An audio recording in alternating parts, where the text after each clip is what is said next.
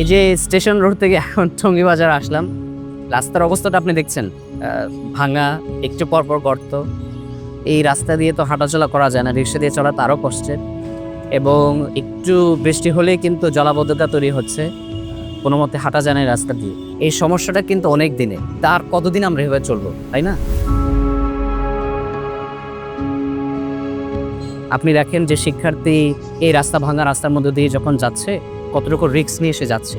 একজন রোগী যখন সে হাসপাতালে যাবে, এই হাসপাতালে যদি এই রোড দিয়ে যায়, তার অবস্থাটা আপনি চিন্তা করছেন, ঝাঁকির মধ্যে দিয়ে এমনিতেই অসুস্থ, তারপর ঝাঁকির মধ্যে দিয়ে তাকে যেতে হচ্ছে। এই মানুষের কষ্টগুলো আপনি দেখবেন, এই দুর্ভোগগুলো কিন্তু গত 10 বছর, 15 বছর, 20 বছর ধরে একই সমস্যা দেখে আসছি। এই সমস্যাটা সমাধানের জন্য আসলে কেউ নাই। আমাদের যে রাজনীতিবিদরা আছেন, আমাদের যেই স্থানীয় প্রতিনিধিরা আছেন, অথবা যারা সংসদ সদস্য হিসেবে ছিলেন, তাদের কোনো মাথা ব্যথা নাই এই সমস্যাগুলো সমাধান করার জন্য। কিন্তু এমন না যে আমরা এটা সমাধান করা সম্ভব না। আমাদের অর্থ আছে, রাষ্ট্রের তেমন না যে টাকা নাই, রাষ্ট্রের টাকা আছে তো। রাষ্ট্র প্রতি বছর এই রাস্তা মেরামতের জন্য কোটি কোটি টাকা বাজেট করছেন, কিন্তু রাস্তার তো পরিবর্তন হচ্ছে না। এই বাজেটের টাকা আসলে কোথায় যাচ্ছে? তো এই জায়গা থেকেই আমি মনে করি যে রাজনীতিবিদদের, যারা নির্বাচিত প্রতিনিধি, তাদের অনেক কাজ, তাদের অনেক দায়িত্ব।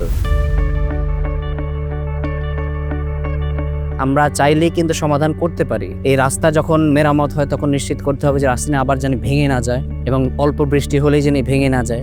সেটার জন্য এই কোয়ালিটিটা ইম্পর্টেন্ট। যে ঠিকাদার কাজ করছে, সে ভালো মতো কাজ করছে কিনা, সে তদারকিটা ইম্পর্টেন্ট। এবং এটার পাশাপাশি যেই টাকাটা যেই খাতের জন্য, রাস্তা মেরামতের জন্য বাজেট করা হয়েছে, সেটা সঠিকভাবে ব্যবহার হচ্ছে কিনা, সেই জবাবদিহিতাও ইম্পর্টেন্ট। সেখানেই কিন্তু একজন রাজনীতিবিদের একটা বড় অবদান এখানে আছে। কিন্তু আমরা যদি চিন্তা করি, একজন সংসদ সদস্যের কাজ তো আসলে রাস্তা মেরামত না, তার কাজ তো আসলে রাস্তা তৈরি করা না।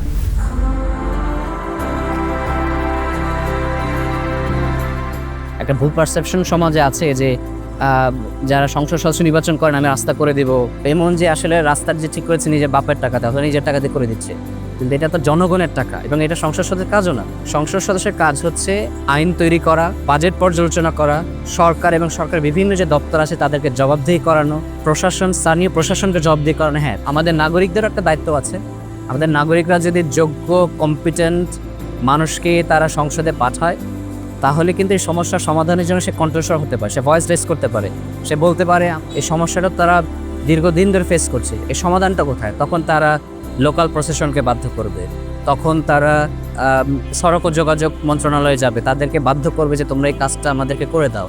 তখন তারা এই যে বিআরটি অথরিটি, তাদেরকে চাপ দিবে যে তোমাদের কারণে এই রাস্তার যে অবস্থা, এই রাস্তার সংস্কার দ্রুত করতে হবে। এই কাজটাই আসলে মূলত একজন সংসদ সদস্য হিসেবে করতে পারে এই সমস্যার সমাধানের জন্য। তো সে কারণেই আমার অনুপ্রেরণার জায়গাটা আসলে ওখানেই।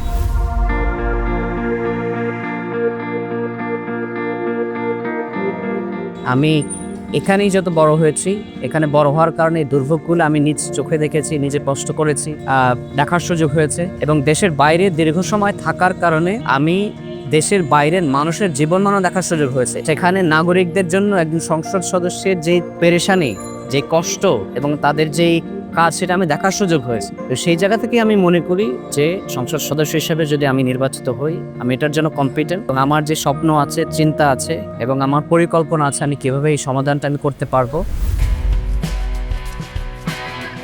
এখানে শিক্ষার্থীরা খুব সহজে যাতায়াত করতে পারবে, শ্রমিকরা খুব অল্প সময়ে তাদের কর্মক্ষেত্রে যেতে পারবে, যারা হাসপাতালে রোগী আছে তারা খুব অল্প কষ্টেই কিন্তু তারা হাসপাতালে যেতে পারবে। এটা আমাদের পক্ষে সম্ভব। সেই জায়গাতে আমি মনে করি আমি পারবো, এবং আমার সেই যোগ্যতা এবং অভিজ্ঞতা রয়েছে। আশা করি যে সাধারণ মানুষ, বিশেষ করে জুলাই গণ অভ্যুত্থানের পরে যে পরিবর্তনটা এসেছে, তাদের মধ্যে একটা চিন্তার পরিবর্তন এসেছে। ওই চিন্তার পরিবর্তনের কারণেই মূলত আমি মনে করি যে আমি যে বয়ানটা দিচ্ছি, আমি যে কথাগুলো বলছি, এবং আমি যে নিজ থেকে, এই আবেগ থেকে যে চাওয়াগুলো বলছি, সেটা তারা বুঝবেন এবং আমাকে নির্বাচিত করবেন। আমার এই আত্মবিশ্বাসটা আমার রয়েছে।